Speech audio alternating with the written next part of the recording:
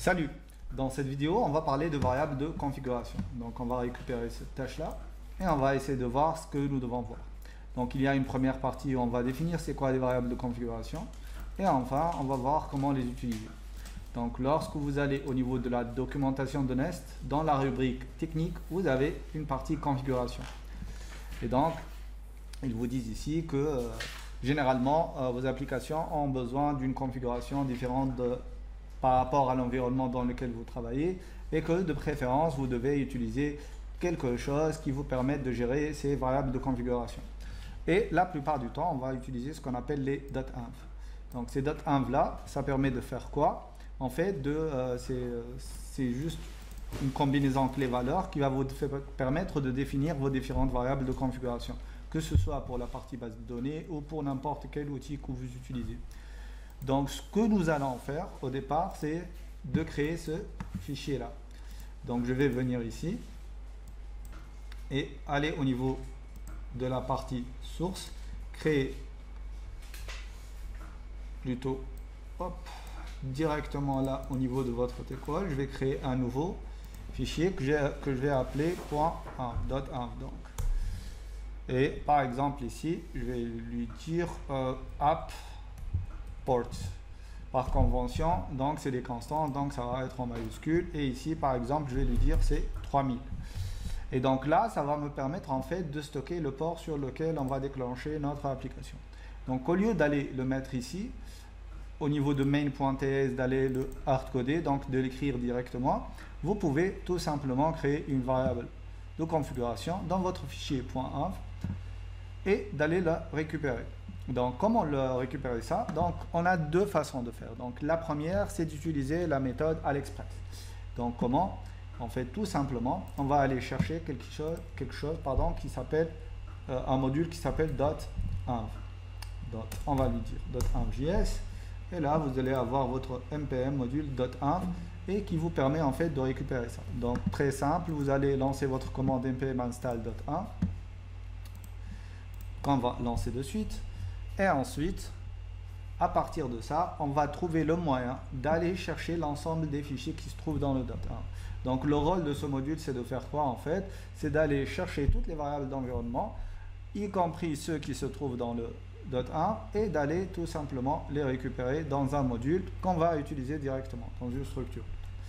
Donc ça c'est fait. La deuxième étape, ça revient à faire quoi? En fait, ça revient à aller importer cet élément là où on veut récupérer nos variables d'environnement. Par exemple, ici c'est au niveau du main.ts. Donc là, on peut venir ici lui dire que je vais importer étoile as.env from .env. Donc là, on a pu récupérer notre variable .env. Après, qu'est-ce que je vais faire? Je vais lancer donc .env point, et là, je devrais juste appeler la méthode config. C'est elle qui va lancer en fait le chargement de ces fichiers-là au niveau de ma variable. Maintenant, je peux utiliser un objet qui s'appelle process, c'est une structure, et à partir de cette structure-là, je peux aller chercher mes variables d'environnement et de les récupérer à partir de leur nom. Donc ici, au lieu d'avoir le 3000, je peux lui dire c'est process.env.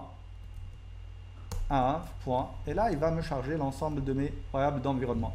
Vous voyez qu'il est allé chercher aussi les variables d'environnement qui se trouvent dans votre système.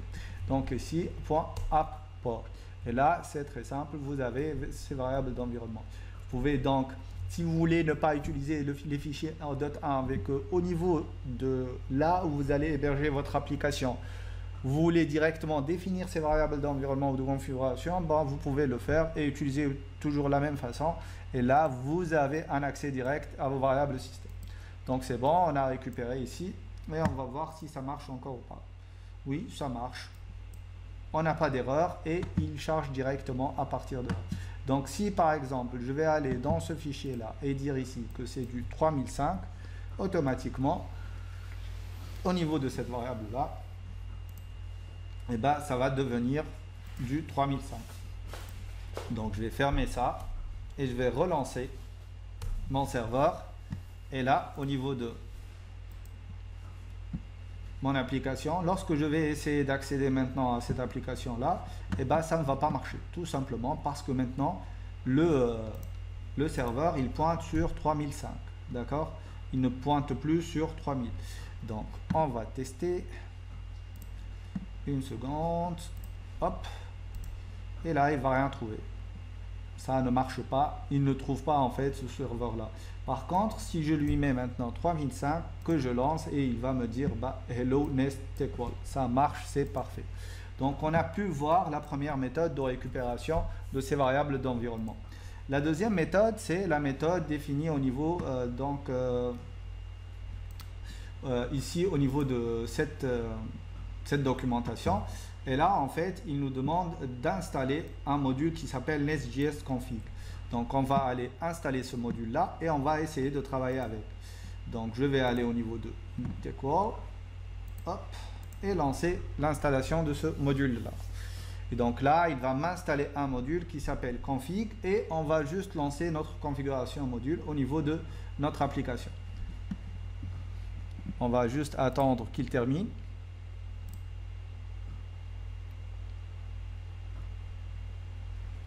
Voilà, parfait. Maintenant, on peut aller chercher ce module au niveau de notre application. Donc, je vais aller au niveau de App Module et c'est là en fait qu'on va tout faire. Donc là, on a besoin d'un nouveau module qui est le module. Donc, je vais essayer de faire quelque chose de propre. Et donc là, on a besoin de notre config module. Voilà. Et donc, ce config module là, on va appeler la méthode forRoot et c'est là que vous pouvez appliquer vos options. Donc je vais la garder comme ça. Par exemple, l'une des options c'est isGlobal. Si on met ça à true, ce module là il va être visible partout. Donc ça c'est la première étape. On a installé notre module et on l'a importé d'une façon globale au niveau de l'ensemble d'une façon globale pour tous les modules.